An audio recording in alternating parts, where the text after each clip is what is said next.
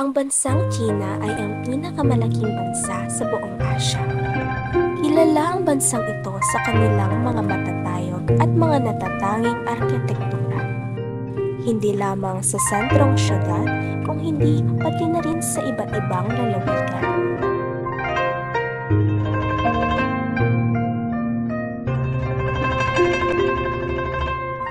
Mayaman din sa kakaibang kultura, mga tradisyon at paniniwala ang mga Chino. Taon-taon kong ipagdiriwang ang Chinese New Year at Lantern Festival.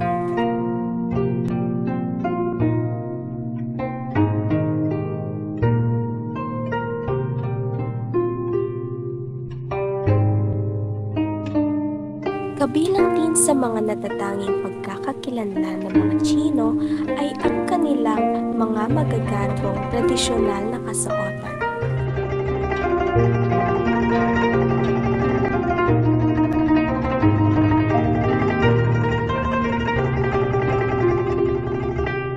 Pati na rin ang kanilang mga pangpangkat etnikong kasuotan na tunay ngang kaakit-akit at makukulay.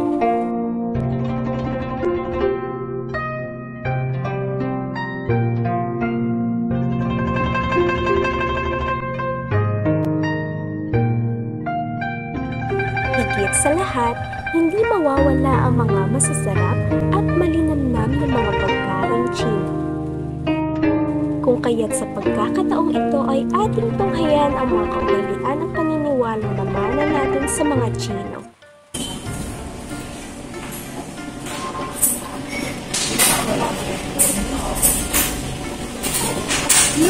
Ang sarap! Uy, Day! Alam mo ba, sabi ni Lola, na ang recipe na ito ay galing sa mga Chinese? Ay, correct ka dyan, Day. At sabi din ng lola ko, ang pansit ay pampahaba ng buhay. Kaya sa mga birthday, din talaga nawawala ang mga pansit. OMG!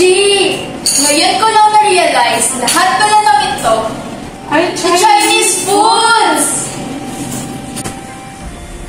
Uy, malapit na pala yung birthday mo. Ano ba sabi?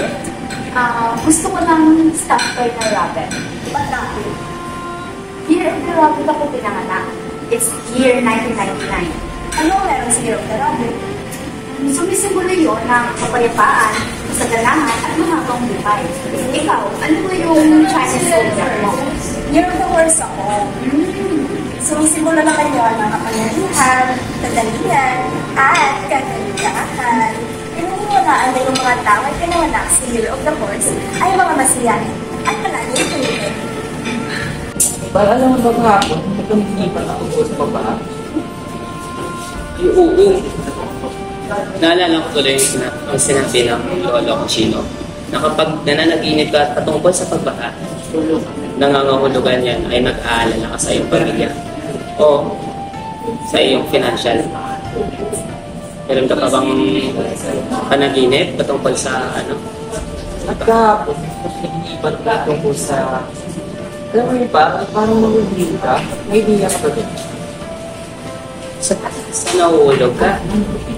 Patungkol naman sa nahuhulog ka ay parang nawawalan ka ng kontrol sa iyong sarili. Yun. Kaumay?